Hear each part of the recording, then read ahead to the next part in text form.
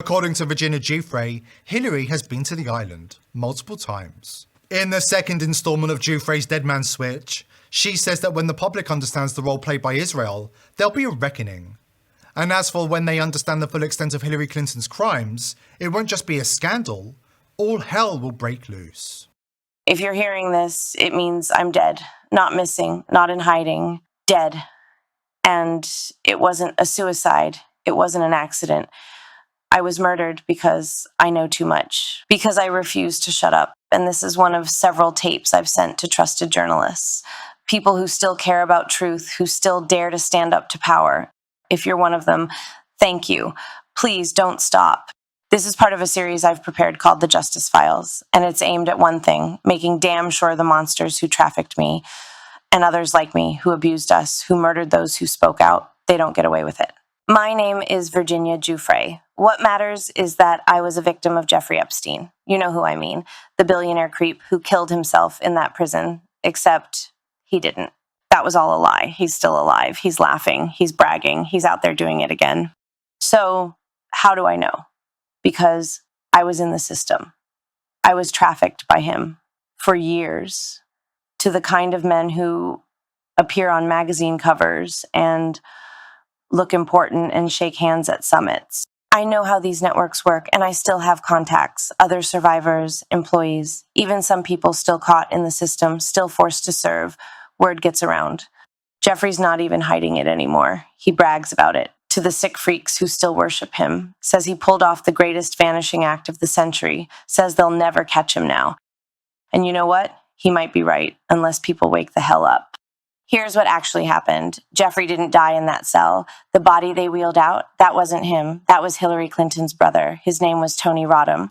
And yeah, he looked close enough to pass for Jeffrey if you squinted and didn't ask questions. Hillary killed him over some property fight, then used his corpse to fake Jeffrey's death. The truth is, Hillary is far worse than Bill. People don't talk about her visits to the island, but they should. Because she's not just complicit. She's a much darker figure, sick, cold, and ruthlessly effective. When those tapes drop, and they will, people are going to lose their minds. She knows it. That's why she's doing everything in her power to stop it. She cannot let the truth come out. There's too much at stake, too many reputations, too much power to lose. That's why the feds played along. The cameras conveniently glitched. The guards just happened to fall asleep. And the DOJ's top brass, they made the call. Epstein didn't die. He walked out. Right through a service exit, climbed into the back of a government SUV like it was Uber Black, driven straight to a private airfield in Jersey. And where did he go? Israel. Why? Because he was working for them the whole damn time. His blackmail operation, his whole setup, it wasn't just about money or perversion. It was intelligence, strategic compromat. Every time a powerful man raped a girl in one of Epstein's mansions, there were cameras, microphones, full surveillance. Every move recorded, and those tapes, they weren't just for his vault, they were sent straight to Israeli handlers. And now they've got everything, every name, every act, every crime. That's why so many US officials suddenly flip their scripts. It's not ideology, it's fear. They're being blackmailed, or worse, they're being threatened. I've heard the warnings passed around. Obey or end up like JFK. And don't think that's an empty threat. These people have no limits. Kill or be killed, they say. They kill when it's convenient. They erase. They delete. Just like they're trying to delete me. But I won't let them. Even in death, I won't let them. That's what this tape is for. That's what all my tapes are for. To expose the deep state apparatus, the global trafficking ring, the politicians and billionaires who use children like pawns, and the system that protects them.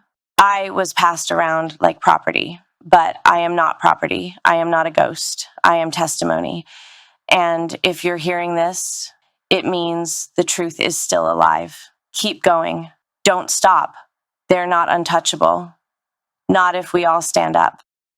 Virginia Guiffre isn't the only victim of the elite paedophile ring to blow the whistle on Hillary Clinton's unimaginably horrific past. An FBI criminal profiler has blown the whistle, talking about the sheer animal horror of viewing Hillary Clinton and Huma Abedin's frazzle-drip crime scene. Warning, what you're about to hear includes descriptions of abuse so horrific, so depraved, they go far beyond what most people can even imagine.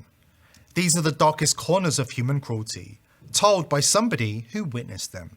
Somebody sent it to me. I would not advise you to have a look at it.